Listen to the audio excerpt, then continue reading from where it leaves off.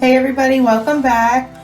So I did a Japanese style house. This was a bit challenging. It was a little bit out of my comfort zone, but I like doing stuff like this just so I can, expand what I'm able to do in the game.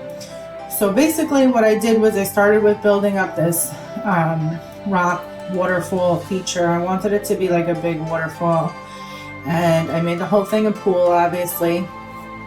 And then I went back in and deleted the areas where I wanted to build on. So this took a little bit of time to make it look right. I started it and it didn't look right. So I deleted it and then I restarted it and then started re-recording. So this is how it turned out. I used a bunch of debug items. They're all from Island Living.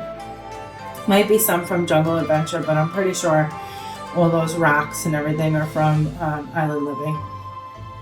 So anyway, I did a lot of research on the style of house that I was trying to do before I started this. And but the ones that appealed to me, the houses that appealed to me were all like on the water. And it's like the house is built, right against the water. So I wanted to make a house like that, and what I had in mind was a bunch of different living areas with paths going through to them in between all the water. So I kind of did that, but it ended up just being, once I started building it, it ended up just being a couple of spaces. But I think it still turned out pretty much what I was going for. So you can see here, the way I did this was you have to actually, the same way that you would delete walls, where at least the way that I do it sometimes is you just hold down Control and then you select the area you're trying to delete. It's the same thing with the pool, and it was a little confusing. I kept wanting to click on the land and expand the land that way, but it was the exact opposite. You have to click on the pool water and change the size of that to make the land bigger. So that was a little frustrating. I kept getting mad at myself because I kept clicking on the land, but whatever, now I know.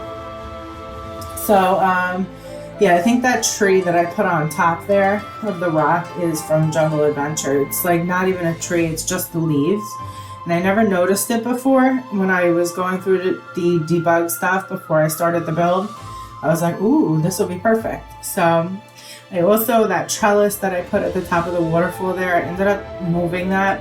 I thought the cherry blossom looked so pretty under there, but I hated that you could see the trellis. So yeah, I ended up moving that, and then I replaced it with a tree, you see. But I end up doing that a lot with my builds. If I'm not too sure about something, I'll place it and then keep building. And as I'm looking at it, if I decide I don't like it, I just move it. But anyway, so I started with one floor here. I think I got the roofing the correct shape. And I initially only did one floor, as you can see. And then as I was looking at it more and more, I realized that I should do multiple floors. So I did do multiple floors just for the look, but I did not build on them. I didn't put stairs in the house or anything. And the reason for that is because once I started furnishing the house, I realized that I didn't need all that other space. So I only did one bedroom. So if you wanted to make this a multiple bedroom home, you definitely could. There's more than enough space for it, obviously, because it's on a 64 by 64 lot.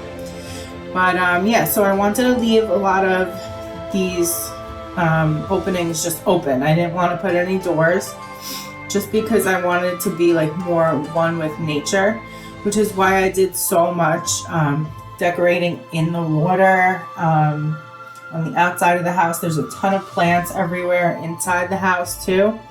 And I kept all the colors pretty neutral. I wanted the focus to really be on the, I don't want to call it wildlife, but the scenery, I guess. So I stuck with like natural wood colors, black, and my color I used was red, and then some of the pink and white in the leaves and on the trees and stuff. So I created these little areas just for like plants and stuff like that.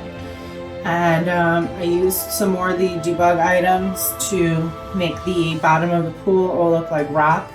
The pool area in the center I actually kept as an actual pool, so the Sims could swim in it, because there's so much stuff everywhere else. I don't even know if they'll be able to swim in it.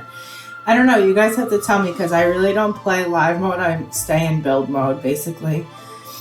So I hope you guys like this video.